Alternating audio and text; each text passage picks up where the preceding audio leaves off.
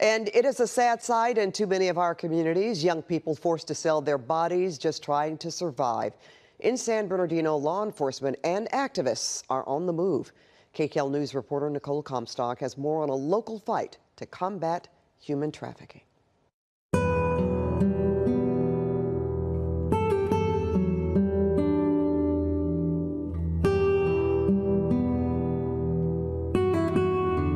Vulnerability disguised as vice on the streets of San Bernardino, in an area around G Street known as the Blade. You're playing this person, you're playing that person, you are being played. This survivor we'll call Amanda has asked for anonymity. I refer to it as the game. Though she's been out of the game for 17 years, it's still hard to shake. Heavy blanket of shame. Amanda's ordeal started at 16 when she ran away from home. This animation depicts what happened next. She rode a bus to the end of its line, then rested at a bench with everything she owned. A stranger spotted her within minutes. He offered her shelter and then took her shopping. Probably about 12 hours later, I became a victim.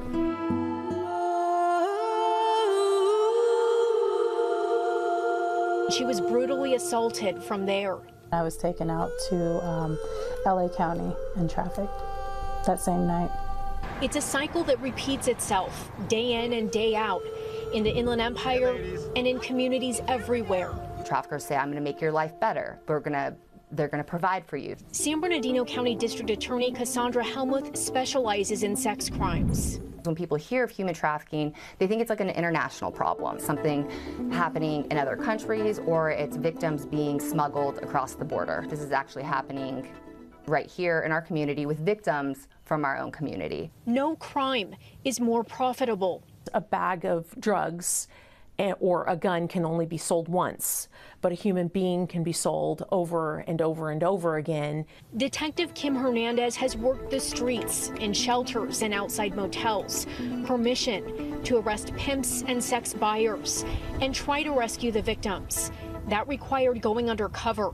People from the outside don't have a way of being able to save or rescue those who are involved in the community. Posing as a prostitute, Kim saw how the cycle plays out.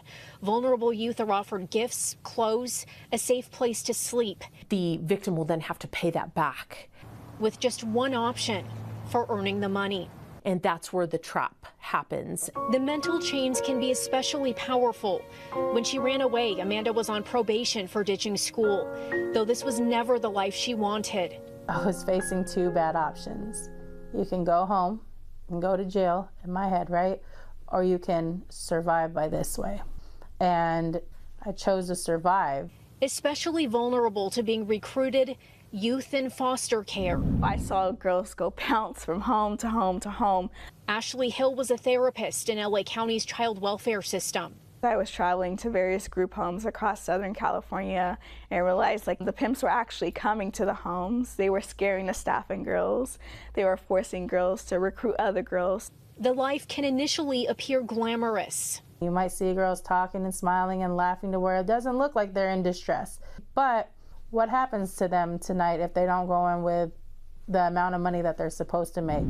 There's some that die. There are some that are injured to the point where they can't work anymore. There are some that are able to get free because they kind of age out. The unfortunate reality is that sex buyers are looking for younger girls. While it's a felony to traffic a minor, buyers get off relatively easy. Under California law, paying for sex with a minor is a misdemeanor.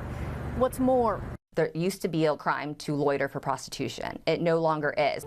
Both Deputy DA Helmuth and Detective Hernandez are lobbying for tougher laws that would make it easier to protect victims.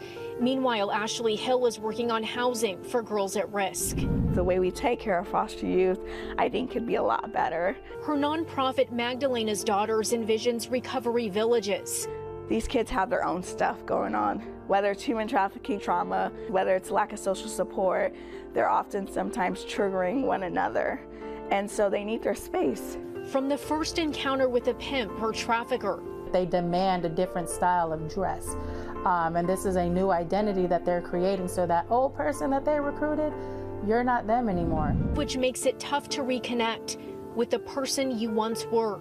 There were a few times that I left Amanda escaped for good after almost 6 years. 5 years and 7 months to be exact. These days, Amanda works to support fellow survivors, hoping to reach them as early in the cycle as possible. For those of you who are still new in it and feeling like, you know, the money is everything and you're feeling good about it, the long-term effects on self-esteem, on your body, it's not worth it.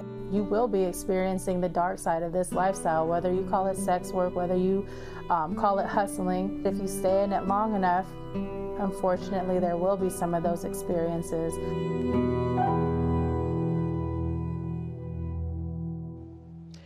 A proposed Senate bill, SB 1414, would make soliciting prostitution from a minor a felony.